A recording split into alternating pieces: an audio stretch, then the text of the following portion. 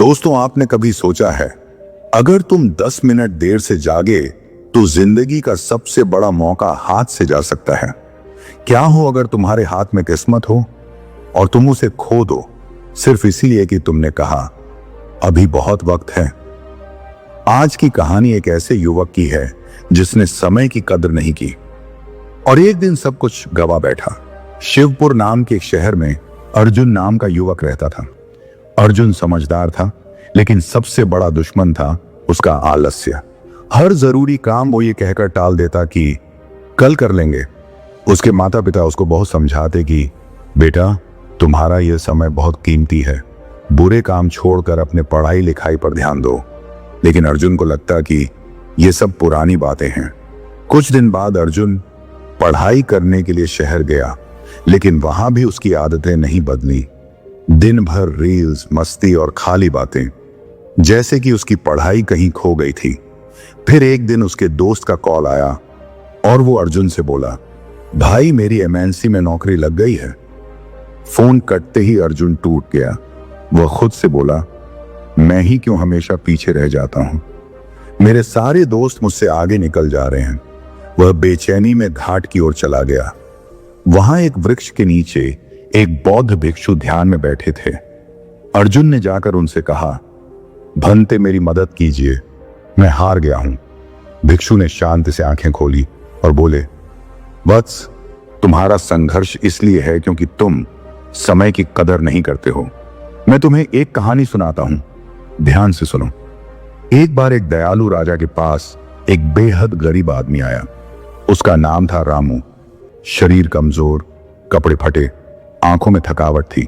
रामू ने राजा से कहा, महाराज, मैं कई दिनों से भूखा हूं, कोई काम नहीं मिल रहा। राजा को दया आई। राजा ने कहा, मैं तुम्हें एक अवसर देता हूं, आज का पूरा दिन तुम्हारा है। सूर्यास्त से पहले मेरे महल से जितना सोना उठा सको सब तुम्हारा होगा, लेकिन सूर्य डूबते ही महल के दरवाजे हमेशा के लिए बंद हो जाएंगे। रामू की आंखें चमक उठी। उसे अपने कानों पर विश्वास नहीं हुआ। उसने राजा के पैर छुए और बोला, धन्य हो महाराज। फिर वो दौड़ते हुए अपने घर की ओर निकला। रास्ते भर उसके मन में सिर्फ सोने की चमक थी। उसका मन कह रहा था, अब मेरी जिंदगी बदल जाएगी। वो अपनी झोंपड़ी पहुंचा और पत्नी को चिल्लाकर बुलाया। पत्नी बोली, क्या हुआ, क्यों इतने खुश लग रहे हो? रामू ने पूरी बात बताई, राजा का प्रस्ताव, सोना और सूर्यास्त की सीमा। पत्नी बोली, तो फिर अब भी क्यों रुके हो? भागो, समय मत गंवाओ। रामू बोला, बहुत भूख लगी है, पेट में कुछ नहीं है, पहले खाना खा लूं तब जाऊंगा। पत्नी चौंक कर बोली, तुम्हें अभी भी भूख की पड़ी है? रामू बोला, अरे भूखे पेट काम कैसे होगा, थोड़ी ताकत तो चाहिए। पत्नी ने कहा, ठीक है, पर जल्दी खाना और तुरंत निकल जाना। रामू बैठा और खाना खाने लगा, धीरे धीरे, आराम से, जैसे वक्त की कोई कमी नहीं। हर निवाला ऐसे खा रहा था जैसे शाही भोज हो। पत्नी घबरा रही थी, पर रामू को कोई जल्दी नहीं थी। खाने के बाद रामू बोला, बहुत थक गया हूं, थोड़ी देर सो लूं तब जाऊंगा। पत्नी चिल्लाकर बोली, क्या अब सोओगे? रामू बोला, हाँ, बस आधा घंटा, फिर मैं भागता हुआ जाऊंगा, अभी पूरा दिन पड़ा है। पत्नी बार बार मना करती रही, लेकिन रामू लेट गया और थोड़ी देर की नींद 2 घंटे की हो गई। जब आंख खुली तो सूरज काफी ऊपर चढ़ चुका था। वो घबरा गया, उठकर पानी पिया और तुरंत दौड़ पड़ा। मन में अब भी उम्मीद थी, अब भी समय है, सब कुछ पा सकता हूं। रास्ते में तेज धूप थी, गर्म हवा चल रही थी। थोड़ी दूर चलकर उसे एक बड़ा सा पेड़ दिखा। उसने सोचा, बहुत गर्मी है, थोड़ा पेड़ के नीचे बैठ लूं, फिर महल चलूंगा। वो बैठा और वहां हल्की हवा में उसे फिर नींद आ गई। इस बार नींद और गहरी थी। 4 घंटे बीत गए। जब उसकी आंख खुली तो आसमान का रंग बदल चुका था। सूरज ढलने को था और रामू को अब असली डर लगने लगा था। वो उठा और पसीने से लथपथ भागते हुए महल की ओर दौड़ा। मन में बार बार यही सवाल, मैंने इतना समय क्यों बर्बाद किया? अगर उस वक्त निकल जाता तो आज मेरी जिंदगी बदल सकती थी। वो लोगों से टकराता हुआ, हांफता हुआ भागता जा रहा था। अब सूरज की आखिरी किरणें बची थी। उसने सामने महल के ऊंचे गेट देखे।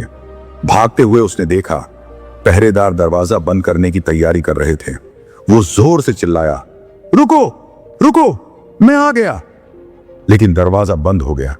ठीक सूर्यास्त के समय रामू दरवाजे पर गिर पड़ा, हाथ जोड़े रोने लगा। बस एक मौका दे दो, थोड़ा सा सोना ले लेने दो। सिपाही बोला, माफ करो, समय समाप्त हो गया है, आदेश स्पष्ट है। रामू जमीन पर लेट गया, आंखों से आंसू बहने लगे। उसे समझ नहीं आ रहा था कि रोए, गुस्सा करे या खुद को कोसे, क्योंकि उसने अमीर बनने का एक अच्छा मौका गवा दिया था और उसने समय के मूल्य को नहीं समझा। उस भिक्षु ने कहानी को खत्म किया और अर्जुन की तरफ देखा। अर्जुन के पास कोई शब्द नहीं थे। उसे अपनी गलती का एहसास हुआ। तब भिक्षु बोले, वत्स, वही गलती तुम कर रहे हो। तुम सोचते हो कि समय बहुत है, लेकिन समय कभी किसी के लिए रुकता नहीं। या तो तुम समय के साथ चलो या समय तुम्हें छोड़ देगा। अर्जुन चुप था, भीतर तक हिल चुका था। उसने उसी क्षण तय किया, अब एक भी पल बर्बाद नहीं करूंगा। अर्जुन ने भिक्षु को धन्यवाद किया और चला गया। अगली सुबह वह सूरज के साथ जागा, फोन को हाथ नहीं लगाया, शांत जगह बैठा और ध्यान किया। उसने खुद के लिए एक सख्त दिनचर्या बनाई। सुबह ध्यान, दिन भर पढ़ाई, हर काम समय पर। हर बार जब आलस्य आता वह आंखें बंद करता और श्वास पर ध्यान देता। धीरे धीरे वह केंद्रित और अनुशासित हो गया।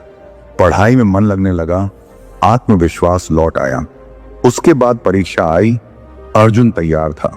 रिजल्ट आया, वह टॉप 3 में था। अब वही लोग जो उसे कभी फेलियर कहते थे, उसी से सलाह लेने लगे। वह फिर उस भिक्षु के पास गया, पर वृक्ष के नीचे भिक्षु नहीं थे। बस एक पट्टी थी जिस पर लिखा था, जिसने समय को साध लिया उसे अब शिक्षक की जरूरत नहीं। अर्जुन मुस्कुराया। वह जानता था अब वह जाग चुका है। उसने कॉलेज में समय साधना नाम से एक मंडली शुरू की। छात्र आने लगे, ध्यान करने लगे, अर्जुन की कहानी से सीखने लगे।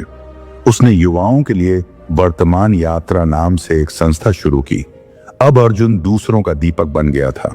एक सेमिनार में जब पूछा गया, आपकी सफलता का राज क्या है, अर्जुन ने जवाब दिया, वर्तमान क्षण, क्योंकि इसी में सब कुछ संभव है।